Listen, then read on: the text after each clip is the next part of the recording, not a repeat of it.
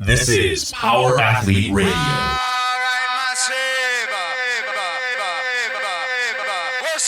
With your hosts, Denny K, Professor Booty, and the Luke Summers.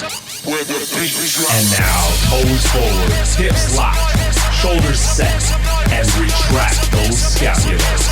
It's time for some knowledge bombs.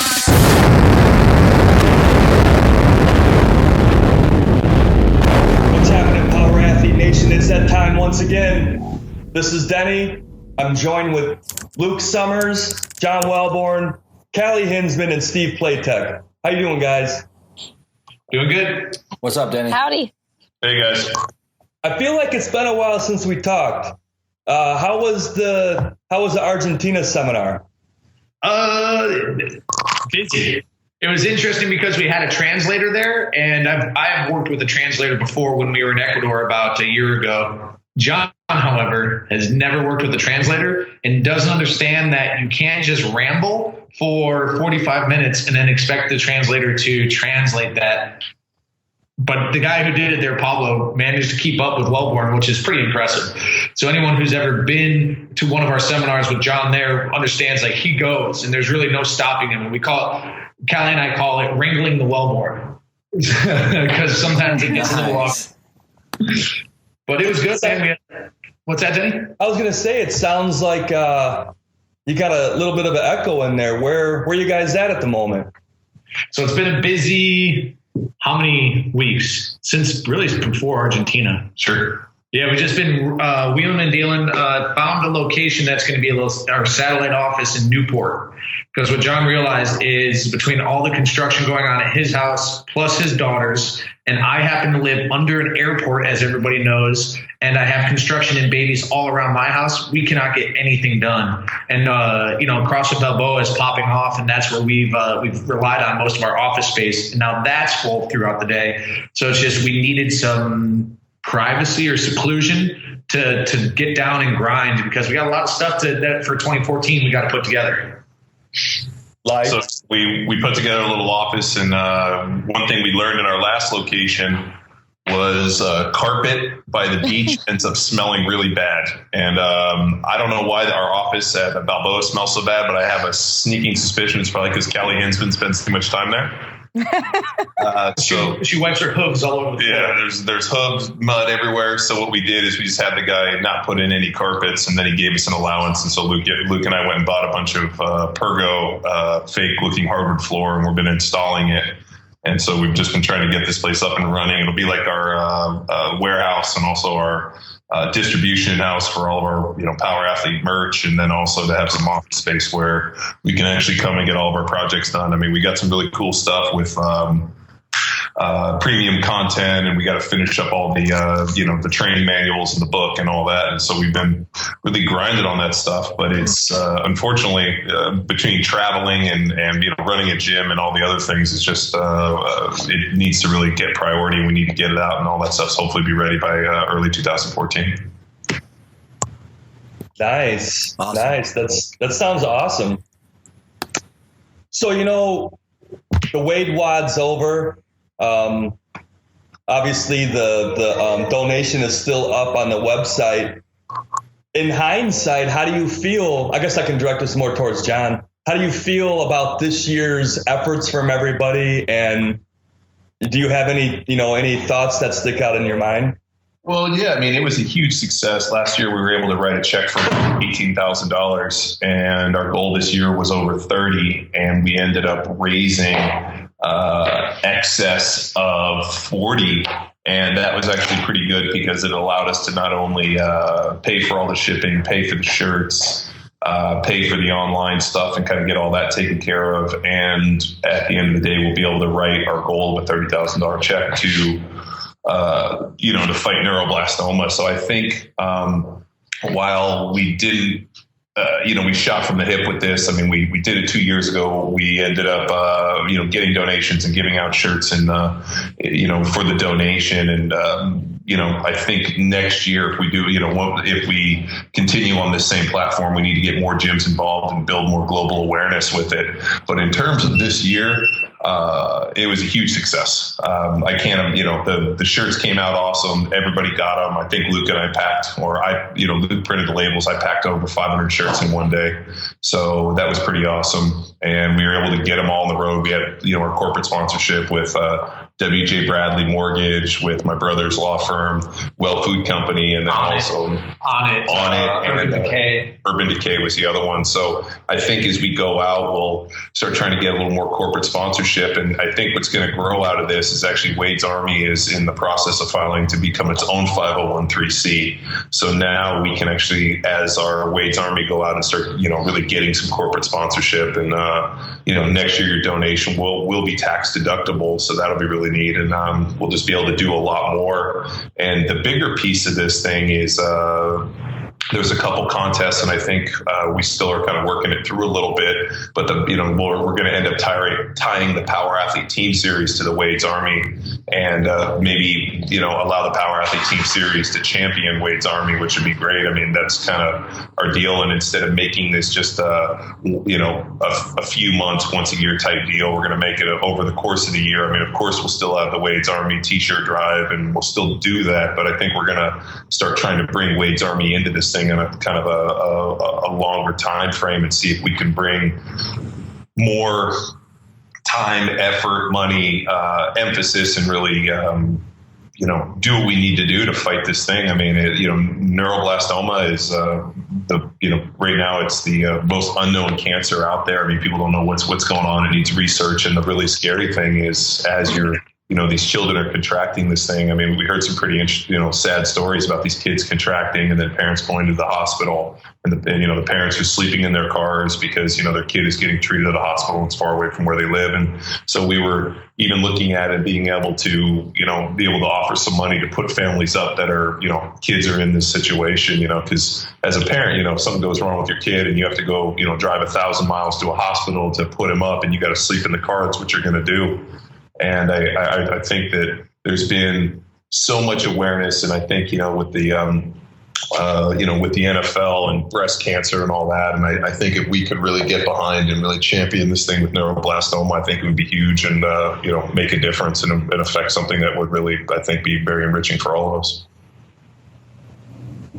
Nice. Yeah, we're gonna get. We're trying to work on getting Will Jones on the show. The next show, he was the top fundraiser through the whole drive, so it'll be interesting to hear his insight as well. And if I understand it correctly, he has a child who was affected by neuroblastoma. I think it was his nephew. I think it was his wife's sister's son. Was affected by neuroblastoma, and awesome deal. I mean, the guy basically trains out of his gym, and was able to really rally everybody around it, and we were more than happy to make him our big big push winner, and then CrossFit South Bend came in and actually ended up winning the team competition, which was hilarious because my wife was literally lobbying for Team Wellborn to win, and Freddie and them were battling, and then all of a sudden CrossFit South Bend pulls it out and crushed us both. So that was awesome. I don't know if you guys saw the picture on the blog, but literally they drew a huge Wade's Wings, the logo that Harry came up with, which was basically a cooler version of the one that I did 2 years ago. They basically sketched that on the ground of their gym in chalk, and they cut out the figures and had it hanging from their gym. And so they did far and beyond a great job. I mean, I wish I could hire those guys to come to Balboa to do all that for our place. I mean, it's amazing to see what happens when you kind of put something out there and people get behind it and what they do. And that's why we've been posting all the pictures, and we've been so happy to get the content of people wearing the shirts, training, doing it. I mean, Brendan Ibarra, who I played high school football with, has been doing CrossFit Football, and he's got a couple kids and does a bunch of Tough Mudders, and he's been sending in pictures every year since we've been doing it. And, I got Playtex one up there at, standing in front of his college students with his. Did you notice Play Talk kind of has a faux hawk working? Yeah, he rocks faux hawk hard. Yeah, faux hawk. He's tight shirt, all gunned up. He's probably doing push-ups before class, just so that it's got a little pop in the bicep for the ladies. I mean, it's good, and I know you do what you do. I mean, come on. Well, he's been busy. I keep seeing his commercial with Aaron Rodgers on TV. Discount double check. Oh man, yeah. It sounds to me like Playtech's pre-show routine is exactly like yours, then, John. Lots of push-ups, lots of bicep curls before you hit the stage. Nice. Yeah, so we have to check extra baggage so we can bring John's dumbbells to seminars. We bring 200-pound dumbbells for shrugs and curls every seminar. That's a lie. He makes Cali carry them. No, that's a lie. They're actually sack. No, they're actually dumbbells that are inflated with water. So I can take the water out, and then when I go on the road, I just fill them up, and then we do all of our, push-ups. I make Callie do a bunch of floor press and, do a bunch of manual resistance back. Have you ever seen Callie's lat spread at the seminar? It's like a cobra. All of a sudden, she gets around people. She all of a sudden cobras out, and she's got this lat spread that if we got a big wind, she'd take off and probably fly home like Peter Pan. All of that is true. It's all factual. All right. So Cali, double check.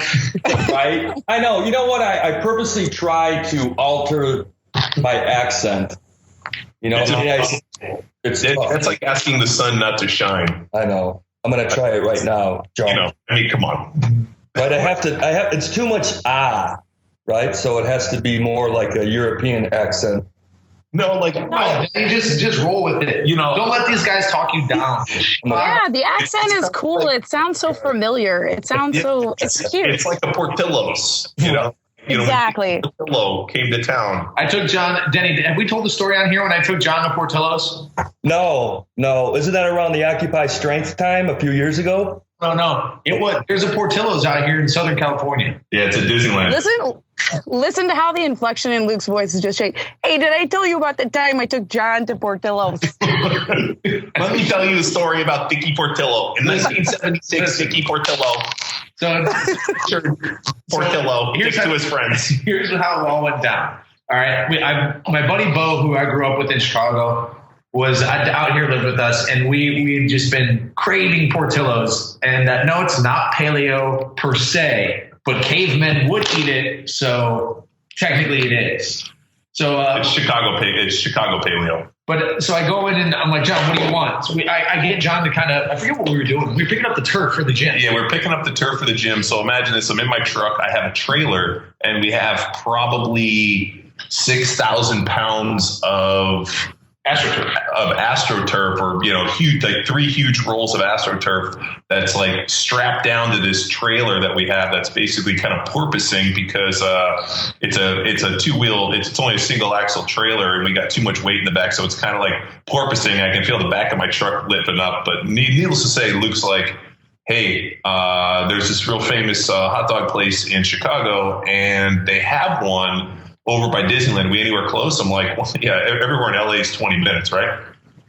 So we drive over to Disneyland, and we pull up at this place, and I'm like sitting in the parking lot, and Luke's like, what do you want? I'm like, I don't know, like, give me whatever you would get.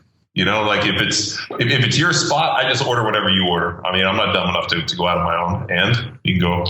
So he's like, what should I get?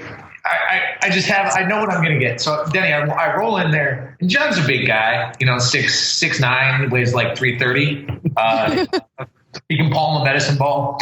But so I get in there and I order 2 combos, 2 cheesy beefs, and 12 hot dogs for me and John. And 12? Wait a minute. 12 hot dogs. 6 each. Double. You know what hot dogs are made of, right? Yeah, they're made from paleo. No, don't even talk shit about hot dogs. They're made from the tears of angels. Exactly. Keep telling yourself that. Well, a Chicago-style hot dog. We didn't finish it. We brought some home for some of our friends, and but needless to say, easily crushed the beef, easily crushed the combo, and then crushed 2 dogs each, and then we had some left over for some of the people that were helping lay the turf back home. But dude, just making that order and spending like $100 at Portillo's just brought me back to the good old days. Did you guys get explosive diarrhea after that? No, I'm impervious to any sort of gut trauma. Okay. Kind of like Russian roulette. I never know what's going to happen. And surprisingly, actually, nothing did happen other than the fact that, like, as we're driving, imagine, like, okay, so Luke gets in the car. He's got, like, all of this, like, amazing smelling food comes out. I'm driving my truck with like I said, a porpoising trailer on the back full of turf as we're driving down the highway at like 80 miles an hour trying to stuff hot dogs in our face. While watching a movie? Well, Luke's like, I'm driving with my knees, things are covered in sauerkraut and mustard, and I'm driving with my knees, and Luke looks over and it's like, what's the worst that could happen? Because if we die right now, at least we die happy with some Portillos. Richard Portillo, dick to his friends.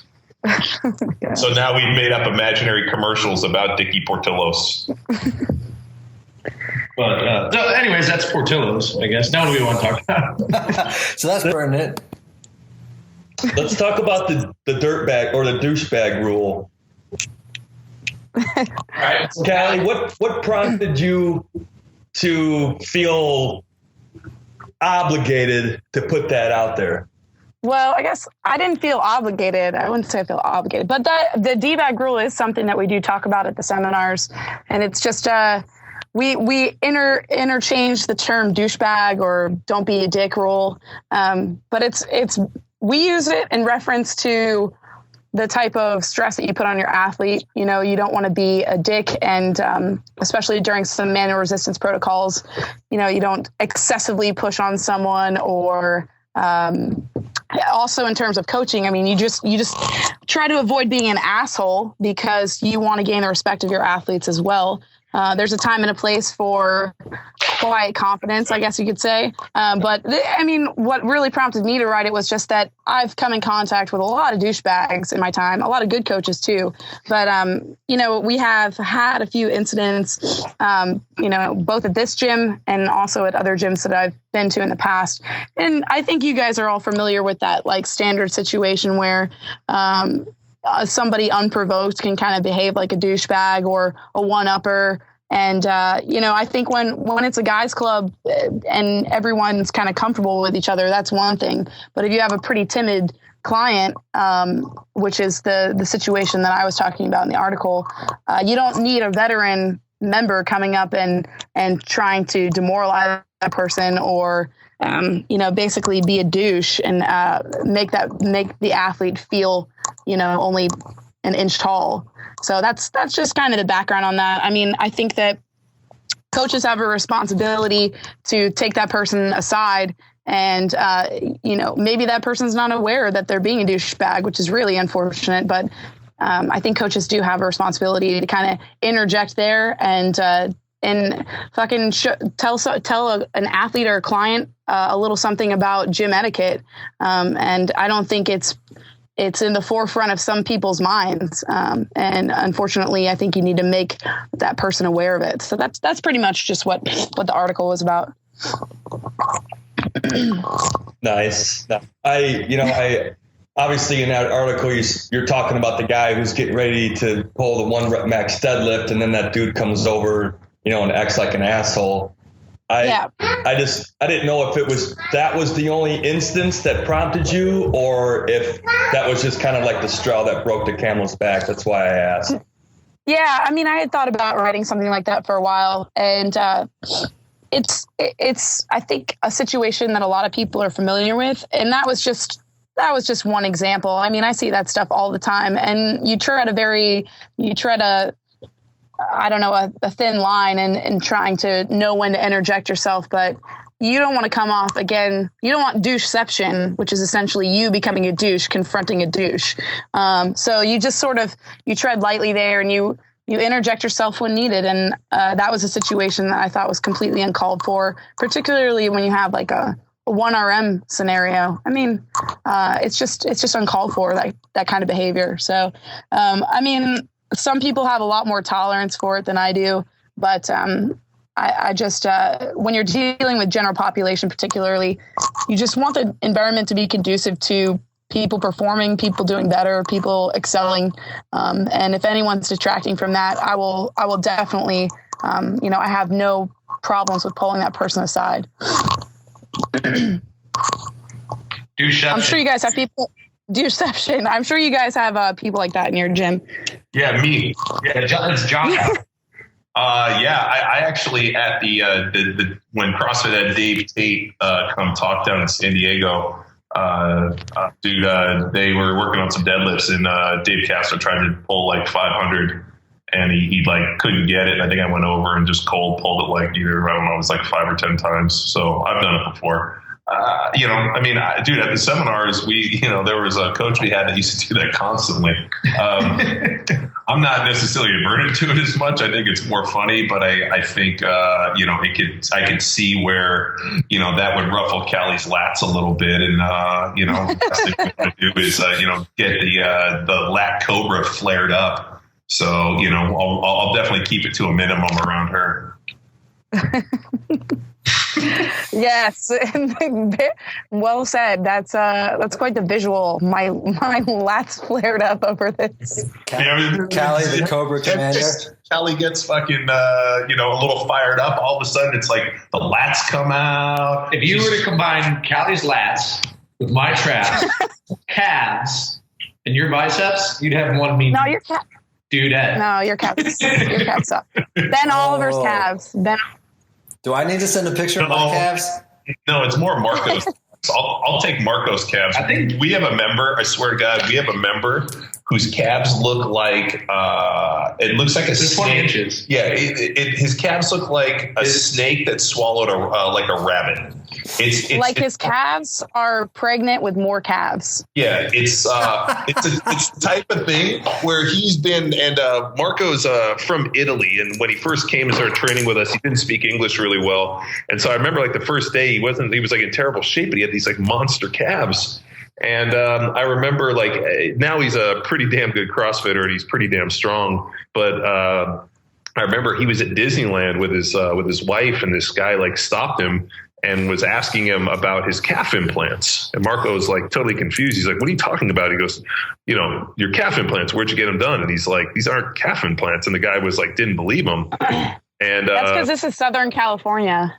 Well, and it was the type of thing where Marco was so like, he asked me about it. He's like, "Is that an insult?" I'm like, "No, dude, that's like a chick with great bombs and everybody thinks they're fake and they're real." He's like, "Oh, okay, I get it." I'm like, "Yeah, dude." Here's the thing, John, though. Here's the thing about calves. So I've had the same question asked of me. I probably don't have as big calves as this guy you're talking about, but I have men ask me about my calves, which is weird, right? No girl looks at a guy's calves like that. It's a weird situation. That's a lie.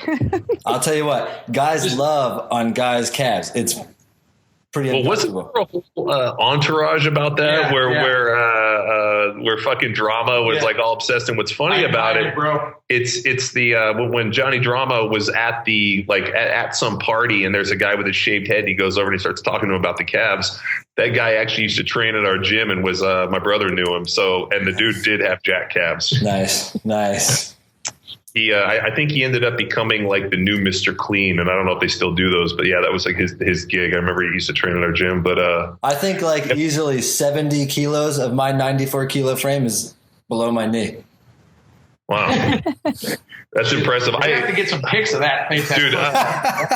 Well, I'll tell you this. I mean, I used to have fairly decent calves, and I was very proud of my calves. And I ended up rupturing my one calf. Oh. And so now like the inside of my calf is gone. And then when I tore my ACL in my right calf on my right leg, my calf never got back. So like I feel now like I had good calves and they got stolen from me due to injury. So we were at a seminar in Denmark and this dude was trying to argue with me about that I was under prescribing protein in my diet. And I told him, I said, dude, it's at minimum 1 gram of protein. And he's like, well, you need to be telling people 3 grams of protein per pound of body weight. And I was like, well, you're a fucking idiot. Shit. I was like, that'll give you diarrhea. Anything over 40% of your total caloric intake from protein will probably give you the trots. And he was arguing with me. And then he's like, well, started to get aggressive. And I was like, here's the deal, man. He goes, well, that's how much I eat. And I was like, well, yeah, I mean, that's fine, but you're fat.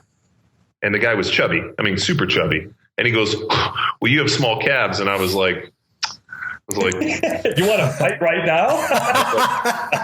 it was seriously like, I was like, I might have small calves, but you're fat. So, oh my God, I would have loved to be a fly on the wall. I would have just sat right there with some popcorn and a little pillow and just watched that whole thing go down. Heck yeah. I wasn't. Yeah, it was like, dude, it was like fucking solid kick in the balls. I was like, damn it. And then John immediately from his phone ordered a calf raise machine for CrossFit Football. So think about this. We had a calf raise machine at Balboa, and we used to use it. I used to use it every day, and we used to do manual resistance calves with it.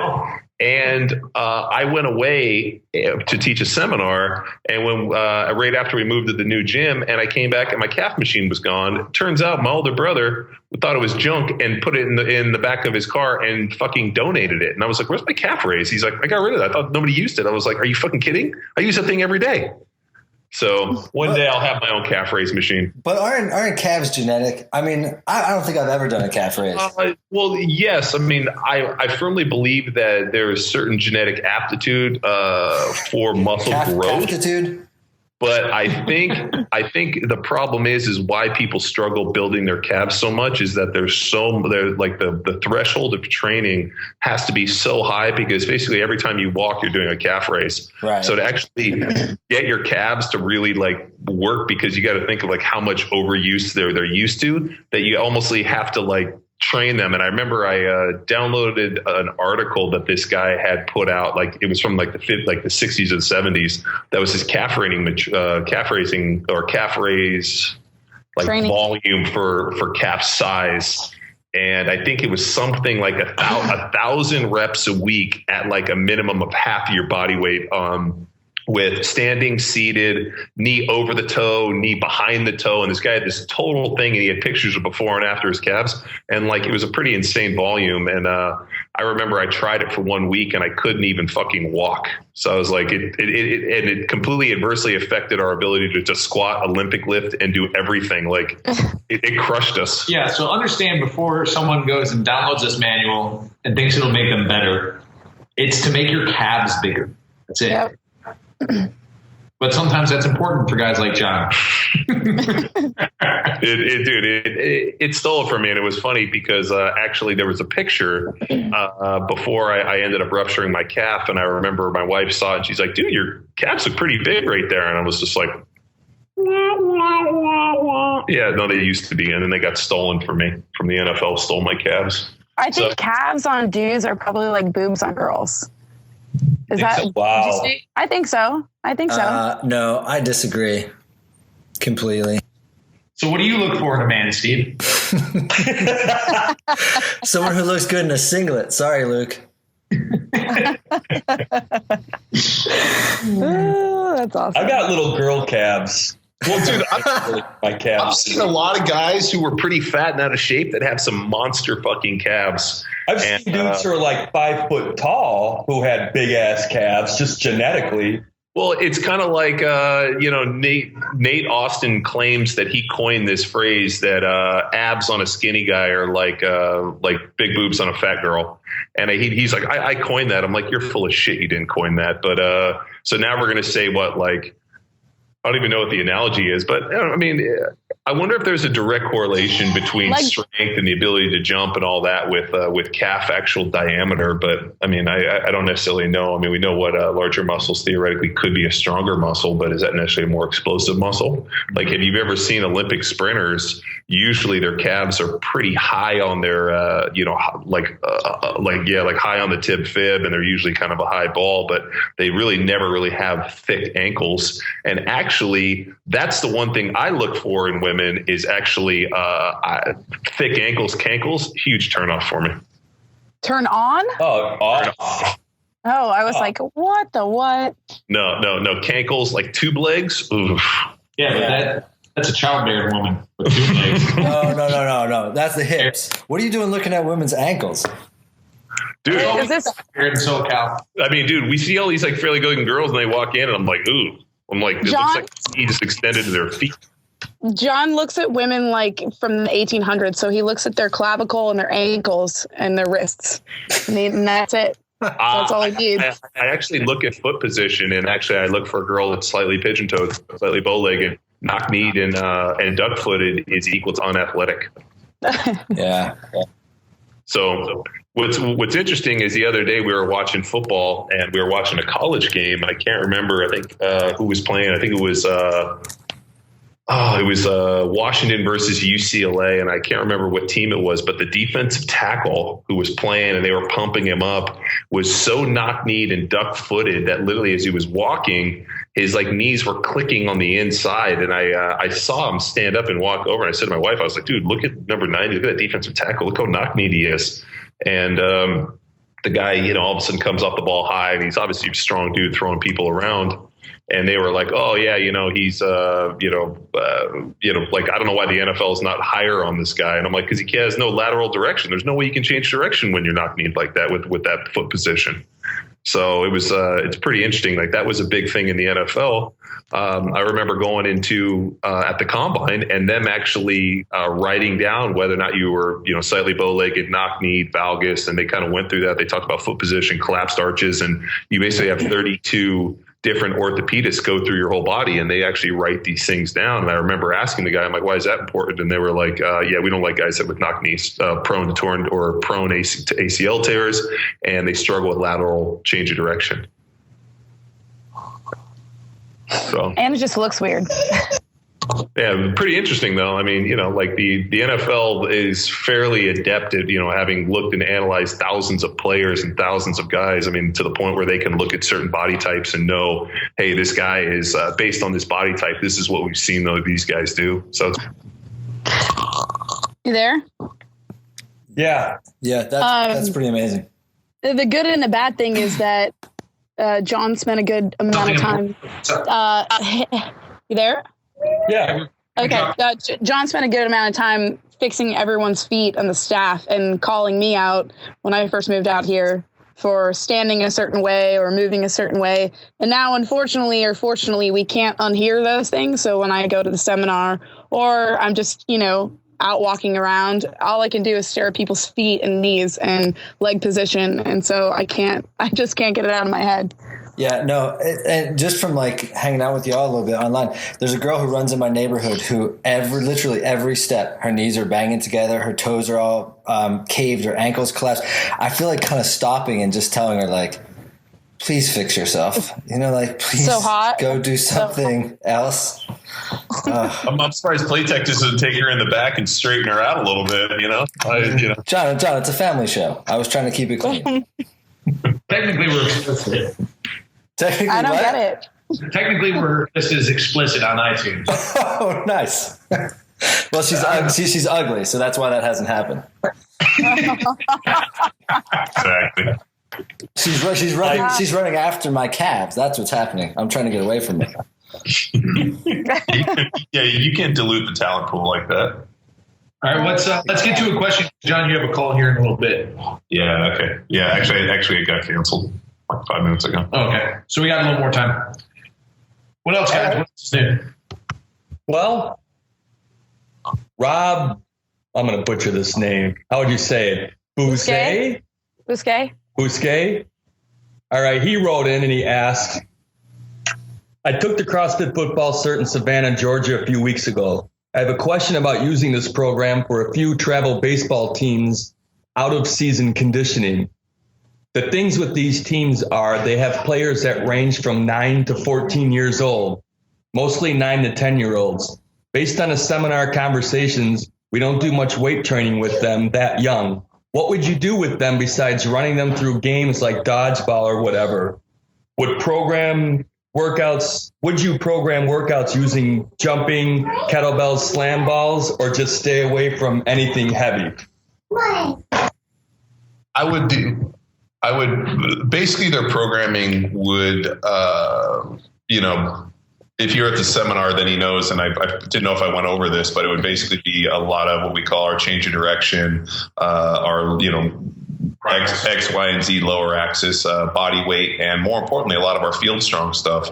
So when I went back and looked at a lot of the old time strongmen, and I remember I got a book about a lot of the old time strongmen, and it was interesting to see every single one of the old time strongmen develop something when they were young that allowed them to be strong later. So think about this, and it was all manual resistance. Like they found Alexiev working in a coal mine in Bulgaria. They, Louis Sewer, same thing. I mean, I think he worked in his parents' bakery, and it was, carrying around the big bags of flour. I mean, I talked to, like we talk about our field strong model with the football players growing up on farms. And I think what I would do with those younger kids is, like I said, like he said, ball slams, kettlebells, pull-ups, body weight movements, teaching position and posture. I mean, they're going to have their whole life to bang weights and to get into a gym. So we would try to incorporate a lot of our own stuff. I mean, even when we bring in kids into our gym and they want to play, we let them climb the ropes. They do pull-ups.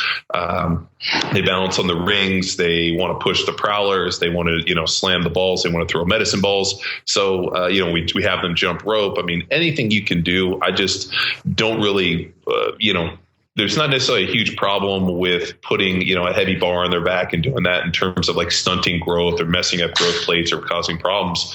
But I feel that, we got a whole life to develop. And I think that those things, there's a time and a place where we can really hit that amateur window. But I think that we can prime the nervous system. And there's a really interesting article where they actually talked about priming the muscles that children that do some form of training like gymnastics and a lot of this early GPP training the Russians talked about effectively primed their muscles to when they actually hit puberty and started strength training, they grew in strength and musculature faster than the kids that did nothing. So this was I would have to go dig in my computer and actually find the research on this one, but they effectively talked about this deal called priming the pump is really what they called it. That there was a priming of the nervous system, there was a priming of the muscles, that doing physical training before puberty, and I think it was two groups they had that actually they had one group that they didn't allow to do any physical training before puberty, and then they had another group that did a ton, and it was basic like what we see, what really GPP is, which was that kind of tumbling, moving, training, pulling, running, just as base level of stuff. And just on a sidebar, I don't mean to get down a rabbit hole, but my buddy Bob Sapp, who is a professional fighter in Japan, and he was in the movie The Longest Yard. He was also in the latest Conan movie. They filmed that movie in Bulgaria. And I remember Bob hit me up and he called me on the phone and he was like, man, they do CrossFit in Bulgaria. And I was like, they do? He goes, yeah, like all those CrossFit videos you send me with like people doing kettlebells and running around and doing pull-ups and all that. He's like, we went out to this school, and there was this elementary school, and they had a 400-meter track, and these kids were running around the track. There were kids swinging kettlebells. They were Olympic lifting. They were doing all this gymnastic stuff and tumbling. And I was like, Bob, that's what the Russians called GPP training since the 50s. So, and he was kind of tripping out a little bit that, this is what these kids do for their physical education, and this physical aspect and this physical training was as important as their schoolwork. Whereas here in America, I don't think we have PE anymore. So, but the moral of the story is doing physical training with kids, actually, putting them through something and making them actually do hard work and really, train them. There's nothing wrong with that. But in terms of, getting them under weights and start banging weights, I just would wait until they were 13 or 14 years old, at least into high school, just because what we've seen is that those kids that are able to kind of hit that deal, they can probably do better. But, I also think teaching the Olympic lifts at a young age is real smart, like having them snatch PVC, just teaching them the bar pathway, teaching them the movements, reinforcing those neuromuscular pathways, I think is so important, but teaching them how to jump and land and change direction and do all that.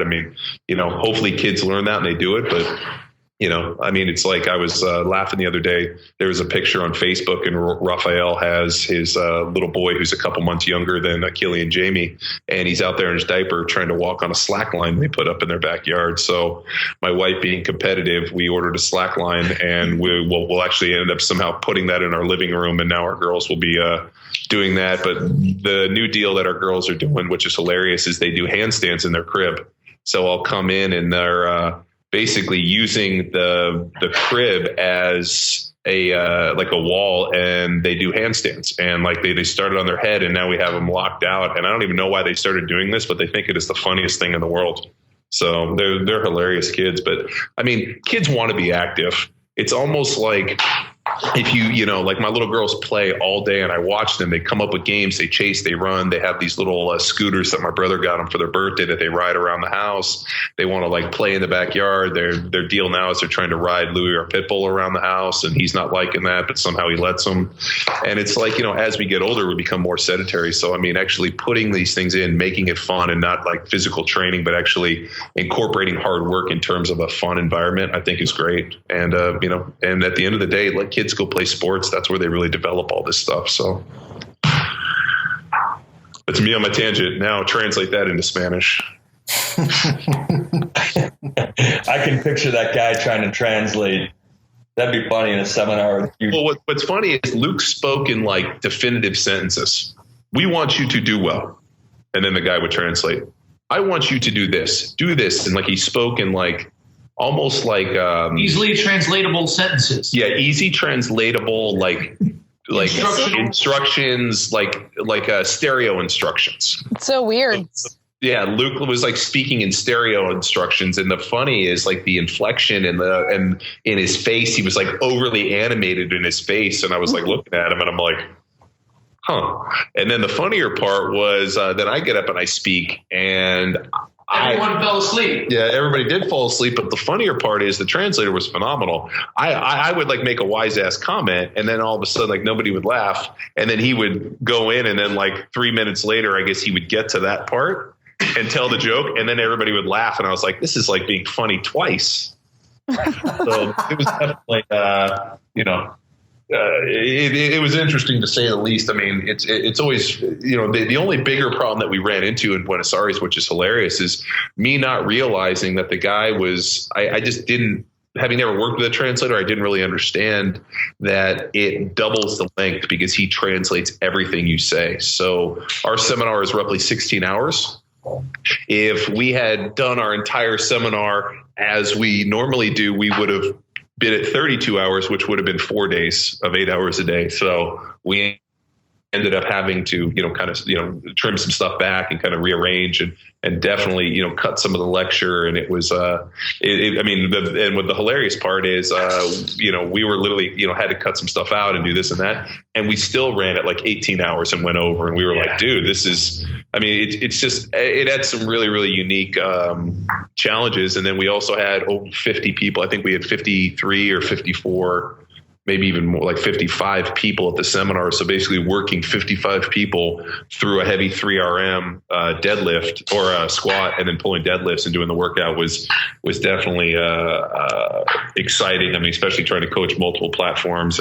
But I mean, for the most part, everybody was really good. Everybody was super receptive, very coachable, very friendly, and very, you know, excited to be coached and learn something new. And hands down, the Toluca guys that we dealt with in Buenos Aires were probably the best cert hosts we've ever been around. I mean, these guys were big. So shout outs to Lucas and Nico and those guys, Martin. So if anyone ever finds themselves in Buenos Aires, stop by CrossFit Toluca. One of their 4 to 7 locations. Who knows how many they're going to have by now? But yeah, these guys have they have like 4 or 5 gyms, 2,500 members. I mean, like their level of branding and what they've done for gyms should be modeled. I mean, like we came home and realized, like, dude, we should hire these guys to run our gym. I mean, they were unbelievable how they've done the branding. I mean, we were literally like, they have their brand is a little monkey face, you know, it's kind of mouth open, kind of this gorilla kind of screaming. And literally we're like driving and we see stickers all over Buenos Aires of their gym. I mean, so they give away stickers and people just put them everywhere. It was hilarious, dude. We saw the stickers everywhere we went in Buenos Aires. So, I mean, these guys have done a phenomenal job and we're probably hands down the best cert hosts. I mean, they picked us up. They took us, you know, showed us where the good restaurants were and really allowed us to see Buenos Aires from a, you know, insider place instead of just as a tourist. It was an amazing time. Nice. Well, that's 30 minutes, guys. We want a little bit more time. You got any more questions you want to ask? Well, yeah, you know what? I mean, there was some chatter on the CrossFit Football blog last week on the whole toes forward, knees out thing, right? And somebody even dug up an old video of Luke. He kind of looked chubby in that video too. That was awesome. Dude, I mean, you look like a little boy. This big rosy cheeks. You're all happy, right? You see you now, you're like kind of like Keanu Reeves in the new Ronin movie. I mean, you got your hair, the top of your hair pulled back, long hair. Anyway, whatever. But they pulled out that video and they were kind of using that as something to compare to what K-Star's saying on driving your knees out, keeping your toes forward, and how Luke kept his knees forward while maintaining toes forward. And I don't know if you guys want to elaborate on that, or if we've kind of beaten that horse or what, but a lot of people kind of jumped in on that conversation and there was a lot of different opinions. Well, I think the problem is most people are fucking it up really bad. And I think what happens is that people are obsessed with the fucking minutia of this bullshit. And what's that? And so, I mean, here's the deal. One, yes, you need to drive your knees out. You do not want your knees to collapse. So yes, the cue, drive your knees out, is good. If you are driving your knees out to the point where your foot is rolling and you are not able to keep your foot planted flat on the ground, you are driving your knees out too far. So much like everything is, instead of using fucking common sense and being like, okay, I'm going to squat with my toes at a 0 to 7 degrees straight ahead. I'm going to plant my feet in the ground. I'm going to spin my foot like I'm driving it into the ground. And so what I'm effectively doing is I'm actually activating the knees out, but I'm driving it from the foot, and it's coming from the foot and the hip. I'm not like, and this is the shit that blows my mind. I'm like, yeah, the cue and the cue when people are squatting, when your knees come slamming in, is drive your knees out, but you're not driving your knees out. You're actually spinning your foot and trying to screw your foot in the ground. And so what happens is, and we see people do it all the time, is they are like literally taking their knees and they're driving their knees out bow-legged, and they're effectively rolling on the side of their foot. You need to keep your foot planted, spin it and drive it in the ground. And if you want to drive your knee out, you can drive your knee out as long as it is firmly planted in the ground. The other fucking problem that drives me crazy is your knee should technically be on the inside of your foot. So inside half of your foot. The problem is, and this is where everybody fucks it up, is everybody squats so damn narrow. They overcook and drive their knees way outside. Yeah. So like I'm going to squat in a ballerina squat, and then I'm going to drive my knees out so that I'm rolled on the side of my feet. And then I'm like, well, technically I'm knees out. I'm like, no, every seminar we go to, I tell people, I'm like, why the fuck are you guys squatting so narrow? Put your feet at shoulder width apart.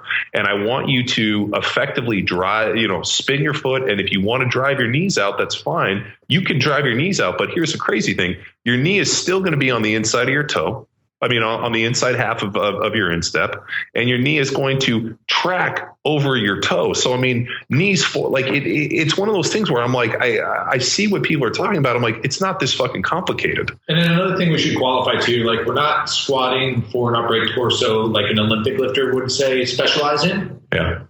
But we're talking about direct skill transfer to sport. But we also see people can lift more weight this way too. Well, if you walk, like for people that have been to our seminar, like it's one of those things where they leave there, and if they have any doubt on what we're teaching, we're like, hey, if there's any question, come talk to us, and I'll show you exactly why we teach what we teach, and it's all based off of our universal athletic position.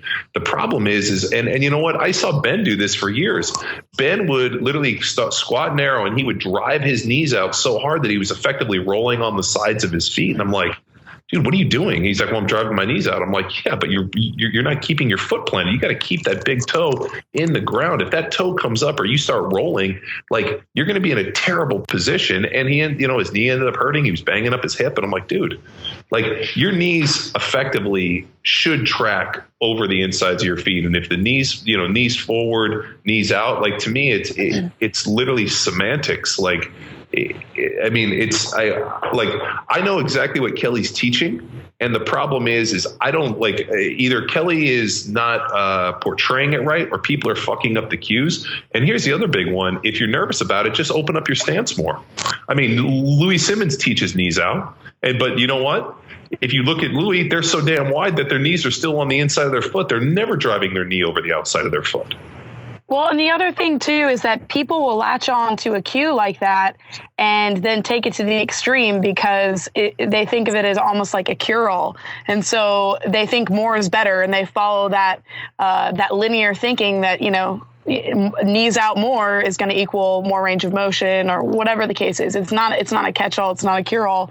And, unless you know exactly what the movement is like, what the movement is supposed to look like, you can, like, that's where you see a lot of athletes just continually telling, or coaches telling their athletes knees out in hopes that something else might change within the actual execution of the movement. Well, here's a bigger problem I have. And I remember watching a video, and this is what made me realize that people have, they're using cues, not understanding movement. So you watch somebody move, exactly, and then you cue, you give them cues to adjust the movement. I just don't fucking say cues to try to get you to do something that I don't understand.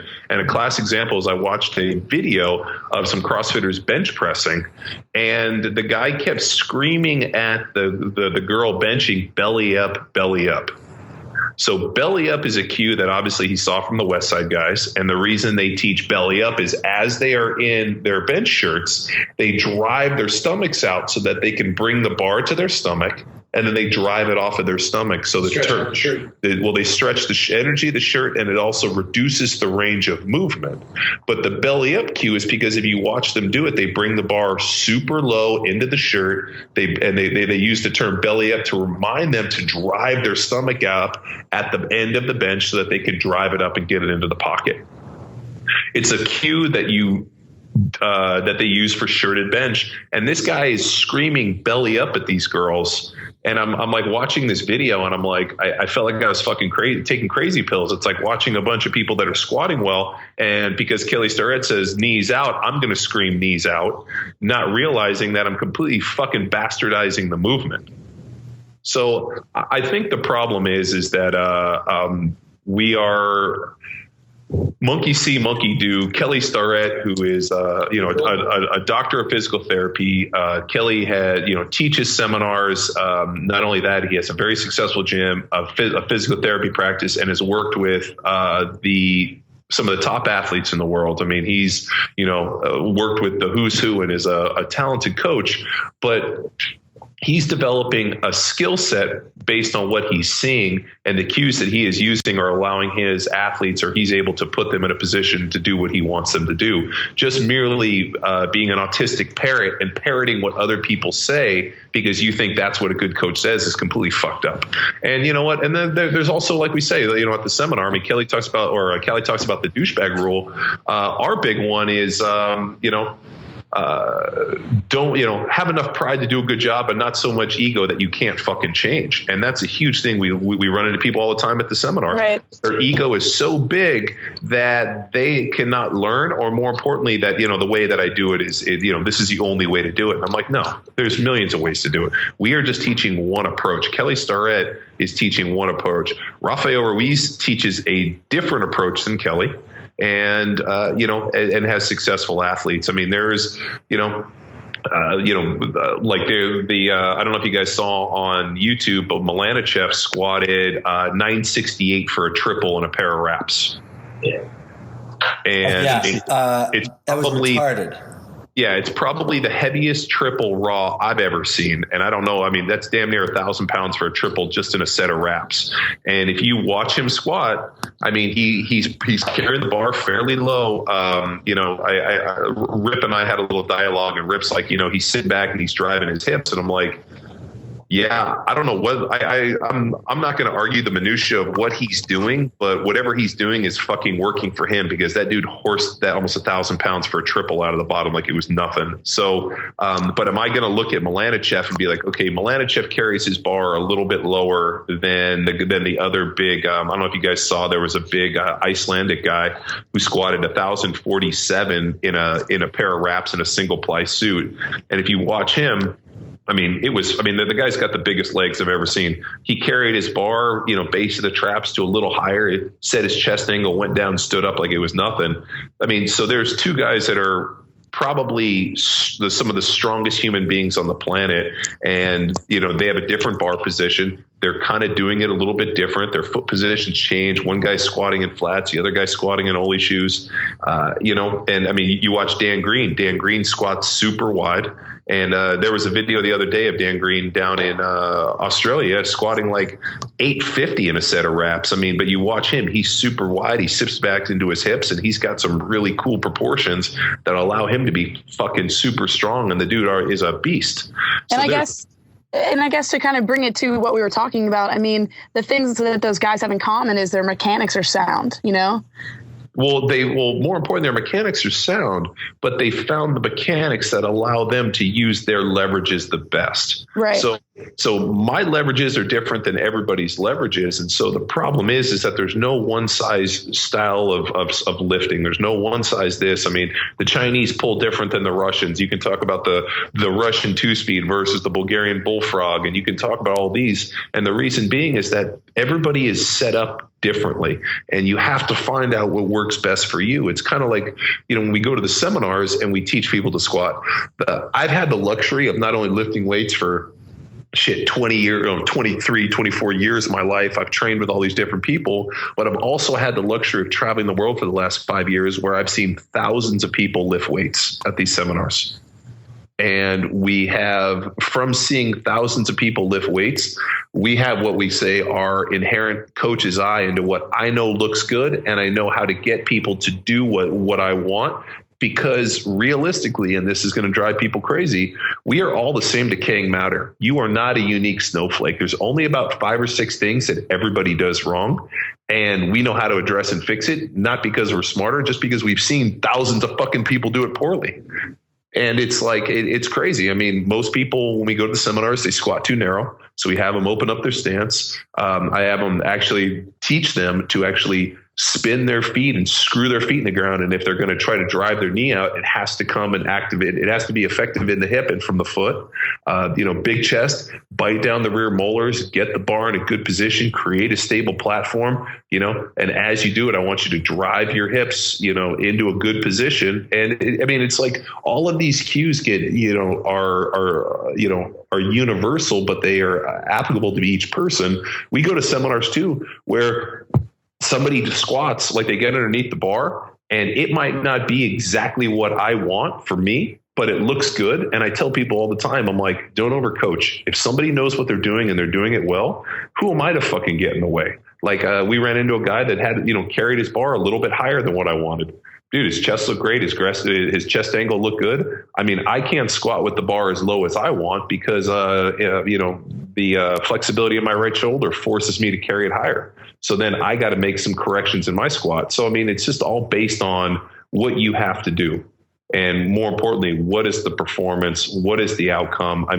There's, 3 different guys that I've seen squat, insane weight that are super strong that are doing it different.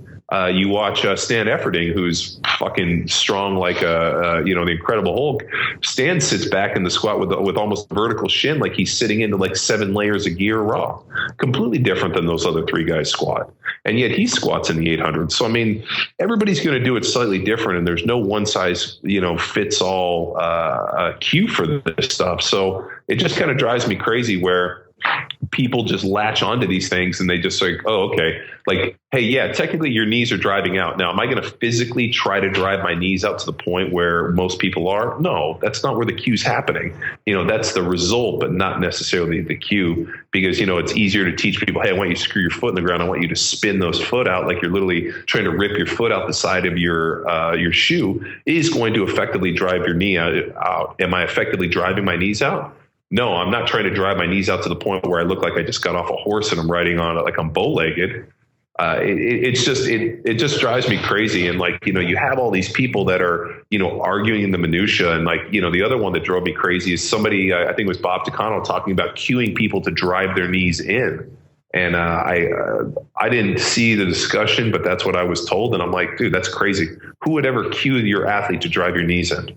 Now you're watching guys that are super strong Olympic lifters as they come up, their knees are driving in. Are they driving it in on purpose, or are they doing it because that's just the way they lift weights?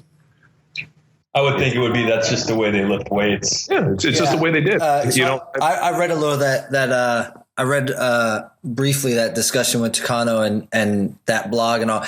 And it wasn't that he was suggesting people drive their knees in. He was talking about the fact that there's a disengagement of the adductors when you're in the bottom or something, so that driving out as opposed to just driving up may not have as big an impact until you get to a certain point in the squat where then that power transfer comes back into play. I don't remember anything in those articles where Bob Takano said you're teaching people to drive your knees in. Yeah, I mean, okay, then I'm dead ass wrong. But I would never cue my athlete to in the bottom of the squat, like as they're driving out. I think he was saying, people are too over focused on that. And I completely agree. Right. But, at the end of the day, like the last thing you want to ever have your knees do is come flying in and clap together. I mean, the reason being is, that form of, torsion driving in is unhealthy for the knee, that you need to keep, the last thing you'd ever need. And every person on this call and everybody probably listening, if you had an athlete in the bottom of a front squat or even a bottom of a back squat, as they're coming out, all of a sudden their knees come flying in, what's the cue you're going to give them? Right? What is it? Knees out. Yeah. I mean, like, okay, fucking end the discussion. Yeah. Now, if somebody's squatting out of the bottom and their knee, they go down and their knees are in the same plane, and as they come up, their knees are in the same plane. Am I going to, or are you guys, or am I going to cue them knees out? Absolutely not. Absolutely not. Right. So fucking knees out is a cue to fix somebody whose knees are fucking caving in. That's right. So the problem is I don't understand why people are cueing people drive your knees out when, like when their knees aren't caving in. And I think that's where this thing is getting fucked up, is that people whose knees are not caving, people are like, drive your knees out. Well, why? My knees aren't caving in. Well, it's seeing the movements in sort of a one-dimensional way, right? I mean, the same thing happened when we noticed that people weren't sitting back in their squat. And then what did we tell everyone to do? Like, stick your ass out. And then what happened? We disengaged the posterior chain. We had that hip flick. And so it's people latching onto a term without really knowing exactly the mechanics of what the movement should look like, and taking that cue to an extreme. Yeah. And, the cues are there as cues, right? They're not biomechanical explanations of how to do a squat. So driving knees out gets most people fixed. Like you said, John, you get to the bottom of a squat, somebody's knees cave in, say drive your knees out. All of a sudden they're actually pushing the floor apart and twisting at the hip, right? Their knees are, they think they're driving their knees up. What they're doing is a biomechanical movement that's helping them push the weight up. When you start like overdoing it, like you said earlier, people will start doing things like rolling on the outside of their foot, and then they're jacking the whole shit up. And at that point, you have to, I think, with some people, explain the movement and what the cue actually means. I have some athletes that had that rolling on the foot, and I'm thinking, how can I fix this? Well, I say, okay, well, try and spread the floor. All of a sudden, their knees stay tracking over their feet, and they're squatting 50, 60 pounds more as a consequence of not being buckled in the bottom of a squat. So finding a cue that works is really important. And, people overthink it, then you have to rethink your coaching. I mean, just like in education, if I say to you, knees out, and you're still fucking up, and my correction to my cue is to say, come on, knees out, and I just say it louder, you're not a good coach, right? I mean, you have to find ways to get to each individual athlete to optimize their performance. we had a coach come in from Sydney, or a physio. His name was Anthony Lowe, and he came out and helped us with some of our coaching and just observed. He was a great guy, and he introduced a concept to me called overcooking a cue, and where an athlete relies on tension through a movement pattern and will continue to pursue that tension even after they've corrected their movement pattern, ultimately overcooking the cue. What inherently becomes wrong is people confuse cues for gospel, right? No matter what, I'm going to say knees out because I don't know any better, or it worked for me, or what. But Kelly Starrett said it. Or because Kelly Starrett said it. So we're all beating a dead horse here. But we've had people at our seminar that, we are good friends with Kelly. He used to coach with us. We don't teach everything exactly the same way he does, and I've given people different cues, and I've had people be like, well, that's not what Kelly Starrett teaches, and I'm like, that's great, because I'm not fucking Kelly Starrett. I love Kelly Starrett like a brother. But you know what? We're not going to do everything exactly the same way for everybody, for every single person. So the problem is that people think that there's this universal deal that, like, because this guy says it, he's the authority, that's the only way you can do it. And a big part of being a coach, and more importantly, going around and listening to different people talk, is deciding and disseminating what works for you, what you like and what you don't like. There's people I've trained with, I don't fucking believe a single word they say. There's other people I like 99% of what they say. Kelly's in that 99%. And but you know what? Here's the cool thing. We don't have to agree on everything. Like, I'm sure there's shit. Well, actually, I don't know. I mean, I'm sure there's a lot of things you guys don't agree with me, but should we still work together and we have a general goal and we know what works? I don't agree with that. I don't agree with that statement. So it's like, play tech, you run into this with your students. You might, like, I remember one guy that I knew that got really good grades, read every single book 3 times. Yeah. And he said that was the secret to getting good grades, was reading every single book 3 times. The problem is I didn't have the time to read every book 3 times. So therefore I would not get good grades. So I had to find a different way to study. I mean, it's the same shit. Yeah, it's stupid. Yeah, no, stupid. Exactly. Okay, thanks. You know what? You shouldn't just freaking preach what somebody else is preaching, because then you don't really grow that way. It kind of reminds me, I'm a big fan of Bruce Lee. If you've ever read any of his books, when he starts getting like philosophical in Jeet Kune Do, he's got 4 basic rules. Number 1, do your research. Number 2, apply what is useful. Number 3, disregard what's useless. And then number 4, put your own stamp on it. You know what I mean? That way it kind of keeps growing and it doesn't become stale. You're just not like regurgitating what this guy said because of whatever reason, Even if he is Kelly Starrett, hey, he's a great guy. He knows what he's doing. But, the idea would be is to, listen to what he's saying, take in what makes sense to you, and then kind of, take the ball and roll with it, add some creativity, start making up your own decisions. Don't just, repeat somebody else's decision because they're, whoever. Yeah, I like that. Okay, so do we answer the question? I think so. Was there a question? What them models? All right, guys. Well, I think we're good. I think we're good. All right, well, let's call that a wrap. And what episode are we on right now? 33. 34. 33? 33, dude. Nice. All right, well, hopefully, what else? What do we want to close with, Cali? Oklahoma City, Hawaii, all of our power athletes there. We're going to be, those are going to be our final seminars of the year in Oklahoma City and Hawaii. That's and then, we've got Chad Hamilton out in Oklahoma, who has been a fervent follower of CrossFit Football for a while, and I'm sure he's going to be an awesome host. He's got all of his athletes following a rough template of what we provide, so pretty excited to go out there and meet with him. Oh, and then we're on Instagram, or CrossFit Football's on Instagram now. So you got to follow us on there if you haven't already. And then for anyone who hasn't been to a CrossFit Football seminar, and if you're looking to go to a seminar, the whole reason we're putting this office space together here is we have a lot of things to accomplish next year. And as part of that, just to provide a little bit of structure to the madness. We're booking the whole year in the next 3 weeks. So if you are looking to get to a cert in 2014, you're going to see all the certs that we're going to be traveling to. Come live on CrossFitFootball.com and CrossFit.com here in the next 3 weeks or so, and get in early, because I have a feeling that because there's no unknown of whether or not they're going to show up to my city, people are going to sign up early and sign up often. So, Luke, are we going to have that apparel before Christmas? Which apparel? The like hoodies and stuff like that. Hoodies? Yeah. We're going to have hoodies on the storefront, ready to order in 10 business days. It's pretty exciting. Perfect Christmas gift. Yeah, they're legit. I'll post a little mock-up on the show notes as well. So, yeah, we got tons of stuff coming out. All sorts of exciting stuff. Aggressive expansion, boys. Aggressive expansion. That's what it's all about. I like it. It's nice. Cool. All right, dudes. Kelly, you want to come over here and help out? Yeah, just shoot me a text with the exact address. God knows I'll probably get lost on my way anyways.